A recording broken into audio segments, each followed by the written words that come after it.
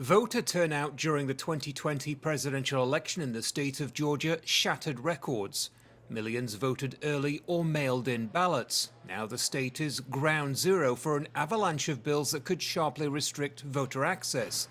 The bills proposed by state Republicans would curtail mail-in voting, impose strict identification rules and limit the use of ballot drop boxes. Similar legislation is being pushed in over 40 states.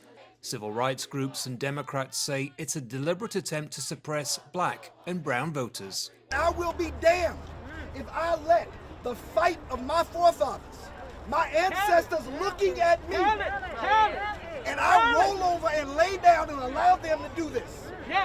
So we will fight in here.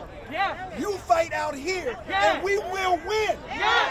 We will stop the steal. Republicans say the new laws aim to restore faith in the electoral process. For months, former President Trump and his allies made baseless claims the election was stolen. To mark the recent 65th anniversary of Bloody Sunday, a turning point in the civil rights movement, President Biden signed an executive order aimed at expanding voting rights. The House of Representatives also passed similar legislation, but the so-called For the People Act is likely to face a tough battle in the Senate.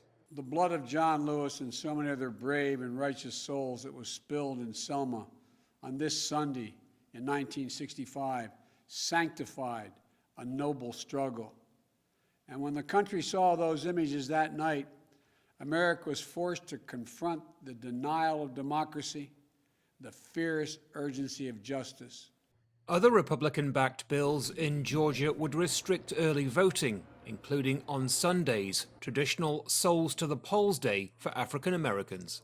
We're still going to vote in record numbers. We're going to turn out. We're going to organize our people. But what we are saying right now is that these voter suppression bills, it's bad for democracy, and we shouldn't even have to be here fighting this same battle all over again. For both the Democrats and the Republicans, this is now a fight for the soul of democracy.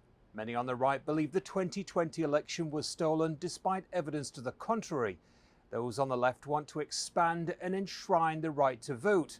If these measures are passed, they will potentially put hurdles in place for tens of millions of voters. Andy Gallagher, Al Jazeera, Miami, Florida.